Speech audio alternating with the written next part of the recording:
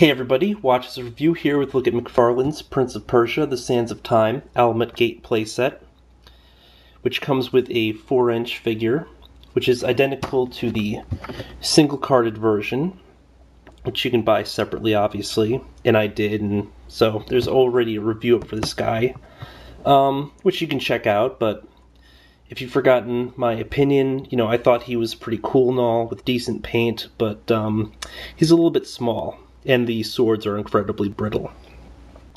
Now, given the price difference between the single card and this playset, obviously this is probably your better value, but if you absolutely hate this playset, he is available single. Now, because this is a playset, we have numerous action features, but the big thing is you have the gate will open, the gate will close, and the gate looks freaking cool as a prop. And that's all really I care about.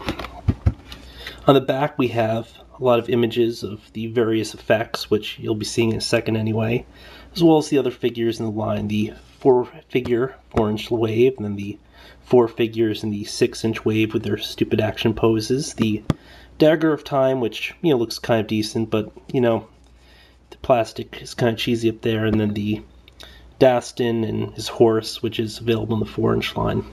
So let's open this up and take a look. The gate is good to go right out of the box, and it basically takes up the entire box. No assembly required, which is a great thing because honestly I'd be a little lost. I tossed in some other figures for reference points. You'll probably recognize them, but if you don't, this is the Marvel Universe Doctor Doom from the Secret Wars pack, since the X-Men Origins Wolverine, who is roughly the same size as the Prince Dastan.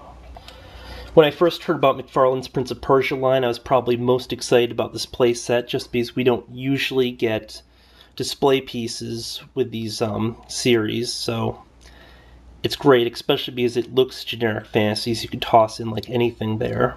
Now, from the pictures, I thought it would be a bit larger, but, it's still pretty cool.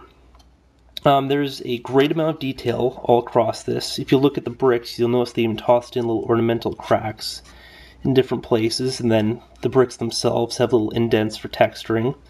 Great paint as well on the bricks. It's a mix of grays and then orange, I guess to represent sandstone or whatever. You'll also notice the brick on the ground, or the gravel, has a fair amount of detailing. However, once we hit the grates here, it's a little disappointing. For one thing, they opted to go with a bland gray instead of doing more of a metallic sheen, which I'm not even sure why they do that, given the lengths that they went to and everything else.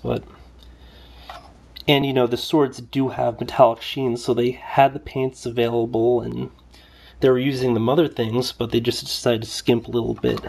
The other point of disappointment, which kind of silly sounding, but there's these little circle indents here from, I guess, the mold. So it's just kind of detracts from the detail, and then you also can see the places where they screwed the thing on the back. But not for nothing, this is still a great display piece, especially for the price, which is generally around 20 bucks. I picked it up for 16 at Toys R Us because they are having a 20% off on the Prince of Persia toys this week. And it's a decision I really stand by. As you'll notice, we have all these little pegs here. Now this is because Prince Dastan, or any of the other characters I assume, I actually did. You can just peg their feet in there, and then they're climbing the walls, just like in the game, except for you can't run along them. I believe it'll also work for your other figure lines, but you just have to mess around with it. Some it will work with, some it won't work with. As Wolverine here looks like he has smaller pegs, but a lot of figures nowadays do have pegs for bases and stands. So this probably is compatible with some of them. Just a quick run through the action features, which, if you're anything like me, you'll probably never use, but we have, what the heck's this thing called? I guess it's just falling rocks. You load the little rocks, it comes with 4 of them, into the top there, then you pull this trigger, or whatever, and then the rocks go falling. Ooh, exciting. We also have a catapult over here, so you can load the rocks up, then fling. It's also weird because the paint's a little bit off there. And this doesn't look like wood at all, because it's just too glossy, so actually I might even try to remove that. Now the big thing here is right along the side where you can pull up the portcullis, or whatever you'd call the gate. And you can just pop, like, say, a dragon behind it or anything else if you're using this for another generic display. I mean, obviously, I don't think there are any dragons in Prince of Persia, but I only played the original games. I haven't played any of the things for any of the recent systems. Actually, I think there was a dragon, like the sorcerer transformed into one. But, yeah.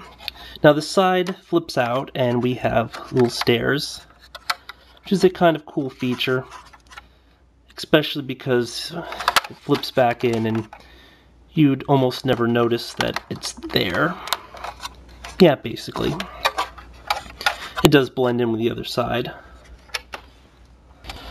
So to summarize, I think this is really cool, and it's completely worth owning. By the way, I believe that this was actually supposed to attach into this part here, because you'll see there's a little groove here, and then there's like a broken piece there, so it's probably a running defect. Also, there's a button here that I can't figure out what the heck it actually does, so it's probably related to that somehow. Like, you'd use this to get back in place, then you'd push this button when you're trying to actually fire it. But the fact that it doesn't work doesn't really bug me much, because I'm half debating just ripping this stuff out, especially because you have all this really cool detailing up here. But these things look so incredibly cheap.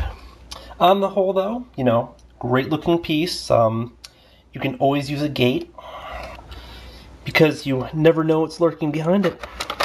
Could be a rancor, or it could be a rhino. Rawr. Yeah, until next time, folks.